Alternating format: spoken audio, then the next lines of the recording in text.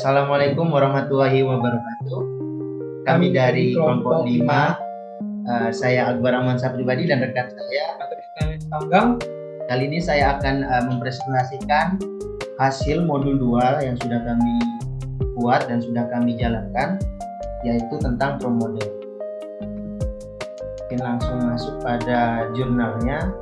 Nah, untuk judul jurnal yang kami buat yaitu analisis simulasi sistem pelayanan servis mobil di PT Ngeng dengan software ProModel, di mana simulasi industri biasanya digunakan untuk mengetahui apa saja kendala-kendala atau waktu apa aja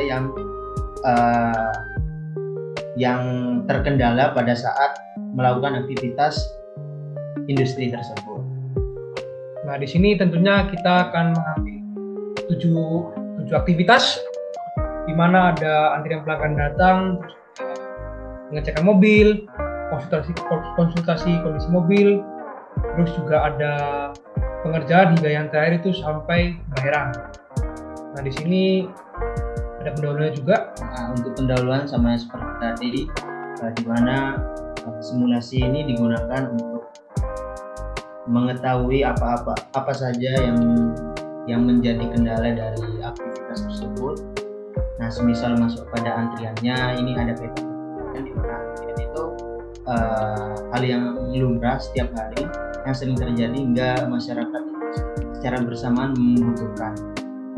Nah, terus untuk studi kasus yang sudah kami buat yaitu seperti yang sudah saya bahas tadi, yaitu terkait dengan pelayanan pada bengkel pada PT-nya dengan 7 kegiatan disebutkan.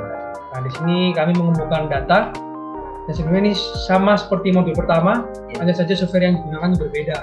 Jadi di sini ada 10 replikasi dengan 7 aktivitas, di mana merupakan pelanggan datang hingga pembayaran. Di sini untuk kembali kita lakukan karena kami menganggap bahwa pembayaran ini sudah termasuk dengan penyerahan kembali.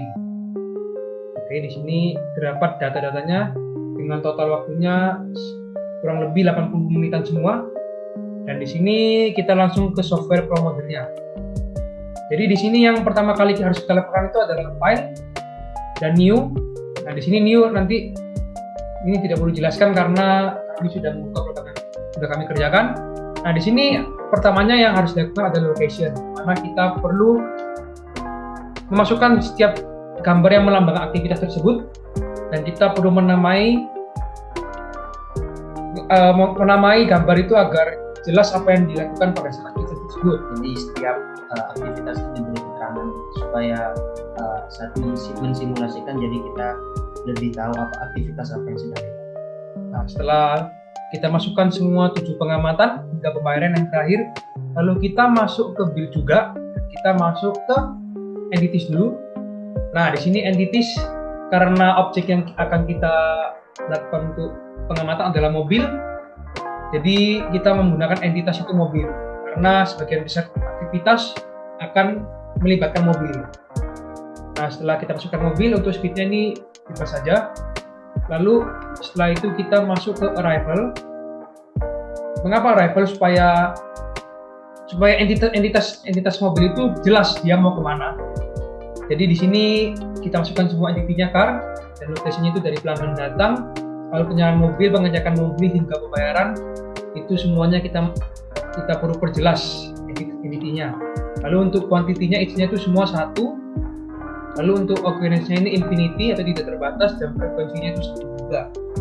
Nah, setelah kita melakukan arrival, lalu kita masuk ke processing.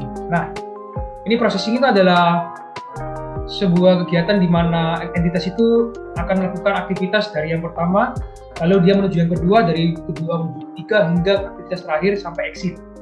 Nah, di sini untuk caranya adalah entitinya kita masukkan car, lalu untuk lokasinya, nah yang pertama pelanggan datang. Nah, setelah itu ini operasi kita kosongkan saja. Lalu untuk outputnya kita juga masukkan car, lalu destinasinya penyalahan mobil pada montir, ini aktivitas keduanya. Lalu untuk urunnya first one, dan projectnya ini kita dapatkan dari submit. Nah, dari submit ini kita memasukkan data yang ada di sini. Nah, ini misalnya aktivitas pertama ke kedua, berarti kita masukkan yang seperti ini. lalu 2 3 kita masukkan yang kedua sampai seterusnya. Kurang seperti itu. Setelah kita masukkan nanti kita auto fit, di mana nanti kita akan menemukan bilangan discrete-nya. Kita coba dulu data bebas saja. Nah, kurang lebih auto fitnya seperti ini. Lalu kita masukkan discrete. Setelah discrete, ini muncul Poisson. Sebenarnya juga bisa dengan binomial, hanya saja ini kita mencoba supaya ada gambaran sedikit. Lalu aplikasinya kita ganti dengan Pro Model. Lalu untuk fitted distribusinya kita menyesuaikan dengan apa yang keluar pada saat tadi auto fit. Nah, berarti kalau ini keluar dua-duanya, jadi kita pilih yang paling besar. Nah, ini kita oke. Ini sudah kita exit saja. Setelah itu nanti di flow-nya itu kita mengambil memencet tanda palu, lalu kita gunakan ini move logic, lalu for. Setelah itu yang tadi telah kita buat di static itu kita kopas. Lalu seperti itu, nanti kita tinggal masuk, dia akan masuk sendiri. Nah, itu kita buat sampai aktivitas terakhir, di mana pembayaran sampai dengan yang exit. Nah, setelah itu kita jangan lupa options dulu. Kita perlu membatasi jam kerja juga. Betul. Nah, untuk jam kerjanya sendiri di sini kan untuk 8 jam kerja, dan number application-nya itu dari. Nah, setelah itu langsung klik OK aja. Oke. Lalu kita save Save dulu. Nah, untuk running kan harus di save dulu, jadi nah, seperti ini. Ini kita cepat saja. Oke, sudah. Ini kita pencet yes. Setelah itu jangan lupa juga teman-teman, kita replikasinya kita buat all supaya muncul 10 replikasi yang telah kita masukkan tadi. Kita masuk ke entity activity. Nah, di sini terdapat 10 data average in system, di mana yang akan kita analisis menggunakan Excel dan rumus yang terdapat di jurnalnya yang tadi telah dibuat. Langsung masuk ke jurnalnya. Nah, kita langsung ke ini metodologi penelitian, kurang lebih sama seperti untuk satu, hanya saja untuk pengolahan datanya kita oke. Next. Nah, untuk sebelum masuk pada softwarenya itu pasti kita melakukan ada verifikasi dan validasinya, di mana kita memiliki hasil error checkingnya, yang berarti bahwa model ini telah valid sehingga model ini bisa melakukan tahap replikasi. Nah, kayak gini ya kan, muncul seperti ini berarti sudah valid gitu ya. Nah, bisa masuk pada step berikutnya. Nah, setelah itu kita hitung untuk replikasinya, di mana replikasinya dari average time in system tadi. Nah, itu sebanyak 10, dan kita hitung rata-rata standar deviasi dan variansinya menggunakan Excel.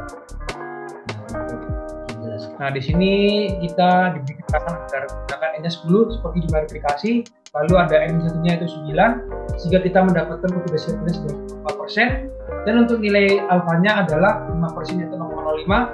Maka dari tabel Z kita mendapatkan nilai 1,96.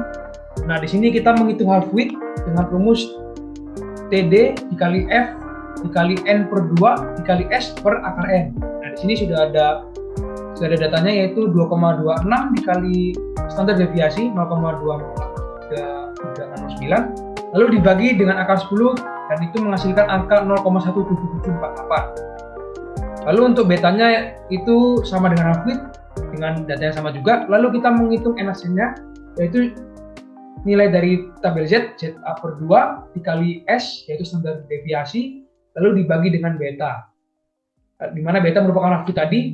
Kita menemukan 2,742506, lalu kita bulatkan ke atas sehingga kita memerlukan 3 replikasi. Ini artinya dibulatkan aja ke atas. Nah, untuk setelah itu, karena dari NAC-nya itu kita bulatkan menjadi 3, maka kita ambil jumlah replikasi 3 jumlah replikasi pertama, yaitu 83, 84 dan 87, dan untuk replikasinya 3 replikasi pertama yaitu 6,31, 6,46 dan 6,44. Nah, berikut adalah parameterisasi apakah data yang kita dapatkan itu valid dan atau tidak. Nah, itu parameternya bisa sendiri, dan kemudian masuk pada tabel perbandingan output real system dan output pro model atau replikasinya. Nah, setelah kita hitung rata-rata standar deviasi variansi n-nya dan n-1 menggunakan Excel. Nah, kita hitung lagi sama seperti tadi, kita hitung half width-nya dengan melalui DF ini.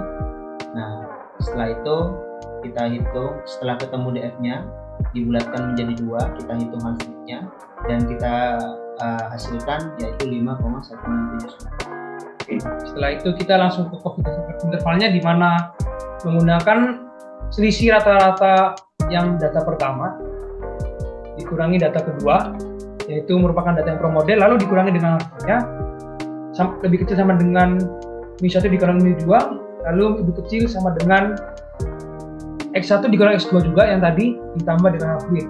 Nah, di sini kita menemukan hasilnya 73,082047 dan 83,417947. Nah, di sini terdapat kesalahan. Maksudnya kesalahan ini kenapa? Karena untuk nilainya itu di atas 0 semua. Nah, jadi parameternya itu tidak ada, 0 itu tidak ada di antara mereka, di antara dua angka. Jadi analisisnya yaitu H0 ditolak karena sehingga hasil perhitungan yang kami buat itu tidak valid karena berada di luar rentang Mi1 dan Mi2. Di sini merupakan output simulasi yang telah kami tunjukkan sebelumnya. Yang kita gunakan adalah average time in system. Lalu next saja. Nah, di sini merupakan aktivitas dan lambang-lambang yang telah kami gunakan sebagai perwakilan dari aktivitas.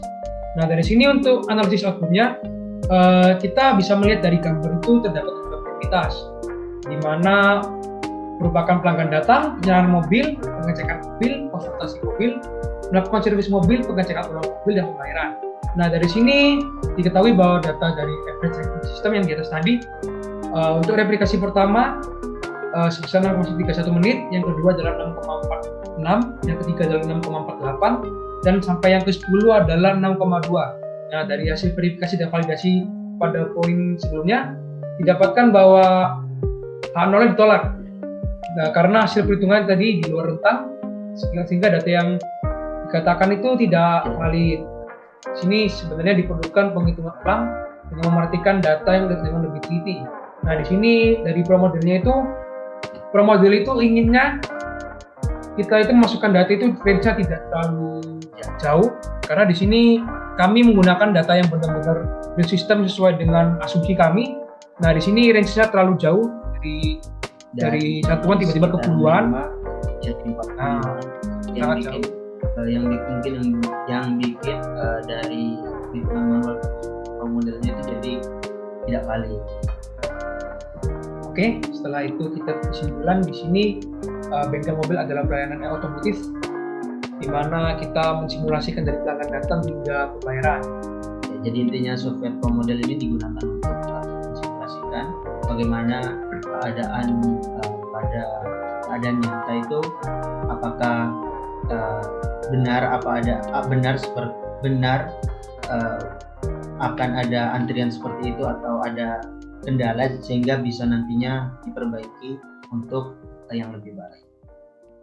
Nah, kurang lebih seperti itu. Ini merupakan daftar pustaka yang kami gunakan untuk modul 2. Kurang lebih mirip dengan modul pertama karena masih membahas yang hanya saja software beda. Oke, segitu saja ya dari kita berdua. Kurang lebihnya mohon maaf. Kami berdua pamit undur diri. Sampai bertemu di modul 3. Assalamualaikum warahmatullahi wabarakatuh. Selamat siang semua.